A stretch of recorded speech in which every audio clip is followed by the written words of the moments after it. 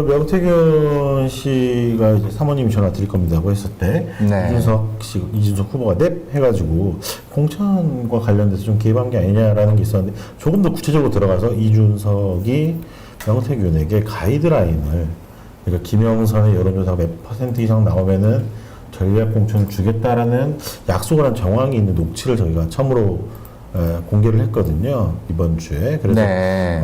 저희가 이 통화를 2022년 4월 3일 날 명태균 씨, 이준석 씨가 강혜경 씨가 네. 나눈 통화 속에서 이제 이준석 후보가 어떤 약속을 당시에 했는지가 좀 드러나는 게 있어서 이번 최근에 이틀 전에 저희가 공개를 했었는데 네, 바로 이 네. 보도죠? 네. 네, 화면 띄워주세요. 화면 한번 잠깐 예. 띄워주십시오. 예. 네네. 요 보도입니다. 예. 그래가지고 네. 그 이준석 씨랑 명태균 씨가 2022년 4월 2일 날에 경남 타천, 이제 삼천포라고 불리는 쪽 인근 것 같은데 그곳에서 만나서 이제 경선행과 관련돼서 논의한 정황이 있는 녹취들을 저희가 뭐 검찰의 자료와 일부 자료입니다. 이건 사실 일부와 그다음에 저희가 직접 확보한 녹취들, 네. 그다음에 카카오톡 기록들을 종합적으로 분석을 해가지고 재구성을 네. 한 보도입니다. 네, 녹취 얼른 듣고 오시겠습니다. 네. 여보세요? 서명원한테 얘기했거든.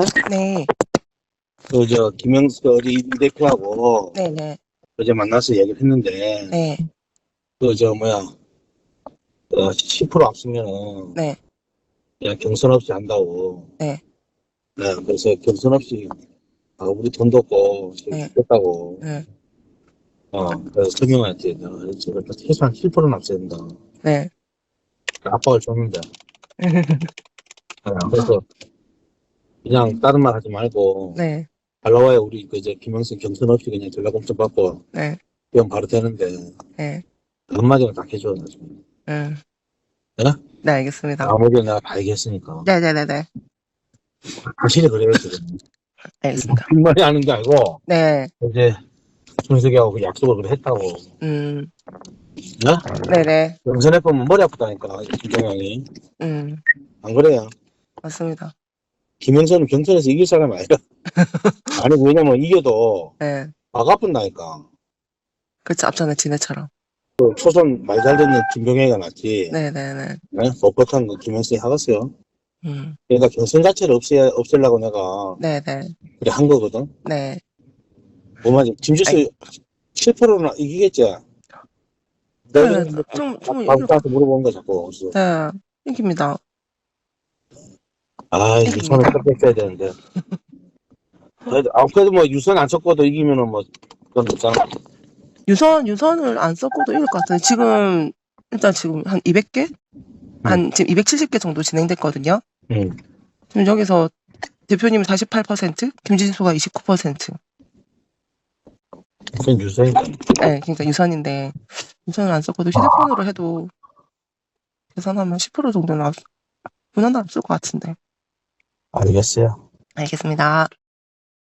이렇게. 자, 네. 김성진 기자. 네. 제가 저 녹취만으로 볼 때는 뭐 이제 명태균 씨가 확실하게 뭐 이준석이 이렇게 얘기했다라고 하기보다는 이제 뭔가 이렇게 좀 그렇게 해석될 수 있는 네. 충분히 그런 이제 대화로 보이는데 네. 이준석 본인의 일단 육성은 없는 거네요. 네, 그렇습니다. 다만 명태균이 네. 저렇게까지 강혜경 네. 씨에게 얘기를 했다면 네. 굉장히 구체적인 수치를 딱 얘기하잖아요. 네. 그러면은 분명히 이준석 씨로부터 구체적인 어떤 제안을 받은 것 아니냐 충분히 의심할 수 있는 그런 녹취록인 거죠. 네, 그렇습니다. 그리고 실제로 그 명태균 씨가 강혜경 씨한테 오더를 내릴 때는 구체적인 수치로 내리는 경우가 많았었거든요. 홍준표의 경우에서도 뭐 2%. 그랬죠. 이런 식으로. 네, 녹취록. 미래한국연구소 보면, 관계자들 대체로 그렇게 말하고 그런 상황이었는데 그래서 요거를 이제 저희가 쭉 한번 그 당시에 있었던. 그러면 이게 실제로 있었던 내용인가 명태균 씨가 그냥 말한 10%인가를 한번 좀 검증을 좀 해봤습니다. 타임라인으로 예. 한번 살펴보겠습니다. 저희가 방송 시간 짧기 때문에 타임라인으로 쭉 보여드리겠습니다. 사실 이제 저희가 그 녹취 같은 건 저희가 그 보도를 이미 했잖아요. 분들의 기사를 좀 보시면 되고요. 4월 2일 날에 강혜경 씨랑 통화해서 제주도 비행기 표를 취소하고 나 삼천포로 간다. 라는 말을 4월 2일 오후 2시 1분경에 하거든요. 그날 어떤 일이 있었냐면 보도를 찾아보시면 이준석 씨가 사천에 당시 공군조종사 4분이 돌아가셔서 예. 순식간 빈소에 방문을 하고 실제로 저녁에 갔다는 내용까지 확인이 됩니다. 이곳에서 아마 예. 명태균 씨와 만난 것으로 추정되고 모종의 약속이 있었던 것 같습니다. 네. 자, 그 다음에 저희가 통화 내용을 확인했는데요. 4월 1일 오후 밤 10시에 이제 아마 만남이 끝나고 나선 것 같은데 강혜경 씨에게 이준석이의 공표나 비공표 조사라도 김지수 당시 더불어민주당 쪽 후보죠. 예. 이 사람을 이기는 걸 가져오면 전략공천 줄게 이러네. 라고 아. 약속을 받은 것 같고 바로 9분 뒤입니다. 저희가 이미 이제 공개한 카톡에서 저희는 궁금했어요. 왜 대표님 고맙습니다라고 시작을 했을까? 예. 그리고 상대 후보 잡는 수치만 나오면 했냐? 이미 이야기가 됐던 거죠. 그러네요. 어떤 정도로 이기면 되는지. 그래서 고맙다고 했고 이준석 후보는 저런 반응을 보였던 걸로 이제 와서 보니까 추정이 되고요. 그럼 4월 3일 오전 11시 29분에 다시 한번 전화를 해서 아까 저희가 들은 거죠. 야, 10% 앞서면 경선 없이 한다. 예. 한마디로 전략공천을 준다고 어제 준석이 그렇게 약속을 했으니까 그렇게 한번 만들어 와라 하고 강혜경 씨는 바로 오후 2시 같은 날 오후 2시 14분에 PNR에 있는 서명원 대표에게 전화를 해서 우리 할매 김영선 이렇게 용어로 불렀나 봐요. 예. 우리 할매가 전략공천 조건이 있는데 10% 앞서야 된다. 예. 되겠느냐 물어보니까 한번 해보겠다라고 합니다. 그러니까 명태균 씨와 이준석 씨가 만나서 모종의 약속을 한 뒤에 강영 씨를 통해서 여론조사 업체까지 쭉 흐른 거죠. 그리고 나서 저희가 또 마찬가지로 공개한 카톡이 있는데요. 4월 4일 날 바로 명태균 씨가 이준석 씨에게 카톡을 보냅니다. PNR 조사에서 김영선이 13.3% 앞선다. 이 외에도 여러 차례 예, 여론조사를 보내죠. 네. 그래서 당시 10%의 약속이 상당히 어떤 합의된 모종의 어떤 예. 범위가 아닌가. 특히 저 4월 2일 타임라인이 저는 딱 이게 맞다고 봅니다. 이게 네.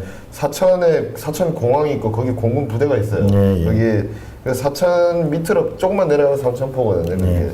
그렇기 때문에 이게 만남이 없었다고 보기가 어렵다고 예, 봅니다. 그 지로를 보내는 그 카톡들도 보면은 뭐 16.3%, 13.4% 이렇게 10% 이기는 여론조사를 계속해서 네. 보내고 아까도 보셨듯이 이준석 후보는 언론에 많이 보도되었으면 좋겠네요 라고 하고 윤상현 공관위원장이 언론에서 알려지기도 전에 한 교수 통해서 윤상현 의원에게 보내라 라고 예, 이미 저희가 컨설팅까지 하는 겁니다. 예, 시간 관계상 네. 보도를 다 전해드릴 수는 없지만 명태균 씨와 오랫동안 좀 동행한 운전기사분이 계세요. 네. 그분이 이제 명태균 씨와 이준석 씨가 실제로 자주 만나는 걸 목격을 했고 예. 매우 친해 보이더라. 네. 매우 깊은 관계더라라는 얘기를 검찰에 진술한 것으로 저희는 파악을 하고 있습니다.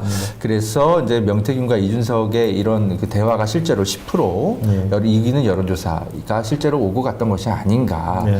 검찰도 의심하고 있고 네, 그렇기 때문에 이준석 씨는 아마 이제 대선 끝나자마자 명태균 특검 아마 통과가 될 텐데 검찰이 덮어왔던 이준석과 관련한 의혹들을 특검이 네, 샅샅이 뒤져서 네. 네, 이준석 씨는 네, 제가 볼 때는 입건을 네, 피할 수 없을 것 같습니다.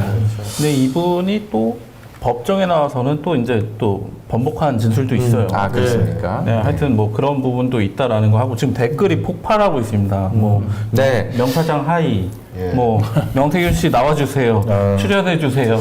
사실 예, 여러분 그 명태균 씨가 잠깐 저희 뉴탐사에 살짝 전화 간접 목소리가 좀 출연을 한 셈인데 사실은 저희가 명태균 씨를 좀 우리 김시몬 기자가 좀 오랫동안 만나왔는데 저희가 이제 강진구 기자님이 좀 시간이 되시면 명태균 씨를 좀 직접 만나서 좀 인터뷰를 좀 하면 어떤가 저희가 계속 좀 정중하게 좀 요청을 좀 드리고 싶었습니다.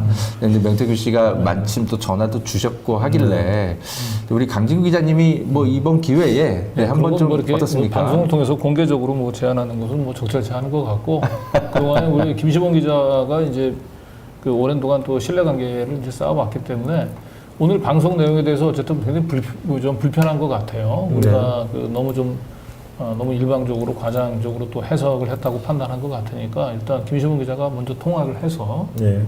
지금 우리가 제일 뭐 다른 것들은 다 이 뭐 공천 개입이라든지 아니면 성상납 의혹 관련해서 김건희 씨를 동원한 거라든지 이런 거는 객관적인 증거잖아요. 예. 네. 그런데 이제 지금 7불사 회동 관련해서는 저희가 내용을 알 수가 없죠. 뭐 때문에 이게 그 내용이 다 폭로가 되면 이준석이 극단적인 선택을 하려고 하는지 저희 내용을 알 수가 없어요. 근데 우리가 너무 한쪽으로 일방적으로 해석한 거라고 얘기한다면 한번 얘기는 들어볼 필요는 있겠습니다. 예. 네, 김신봉 기자 참 어려운 취재원 상대하면서 오랫동안 인터뷰하신 거 정말 수고 많으셨고요. 진짜 오늘 뭐 아주 대방출이었네요 보니까. 네. 어마어마한 큰 특종을. 근데 명태균 씨가 상당히 당당하시고 뭐 되게 떳떳하고 절값이 있으면 받겠다. 뭐 이렇게 뭐 진실된 거 있으면은 뭐 털고 가겠다. 뭐 약간 이렇게 좀 네. 호방하고 호탕한 성격이에요. 근데 저는 한 가지 의문은 왜 그 홍준표, 오세훈과 달리 이준석은 이렇게 검찰이 확실한 증거를 가지고 있으면서도 이번 대선 때 이준석은 털끝 하나 건드리지 않았을까? 네, 뭐 유력한 대선 주자가 아니었기 때문에 그렇기도 급하지는 하고 않았던 것 같고요. 이준석이 만약에 국힘당의 네. 경선에 참여했다고 얘기한다면 검찰이 손을 받겠죠. 한동훈의 그 어쨌든 그렇죠. 무가 된다고 판단이 되면. 예. 네. 그래요. 자, 아무튼 이준석 씨, 뭐 조금의 그 자신에 대한 비판에 빈틈만 보이면 바로 고소 고발.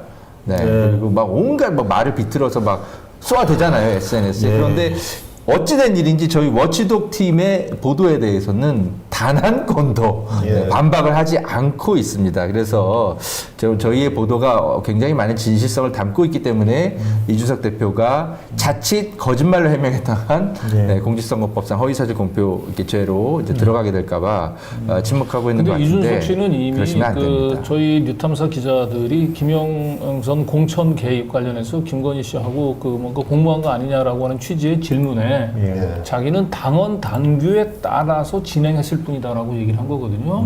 그거 거짓말이죠, 결과적으로. 그렇죠. 네. 당원 당규에 따라서 원칙에 따라서 진행한 게 아니고 김영선을 공천을 주기 위해서 또 그게 성상납 의혹에 따른 징계를 덮기 위한 목적으로 상당히 깊숙이 컨설팅을 명태균 씨하고 했던 거죠. 원팀이 돼서.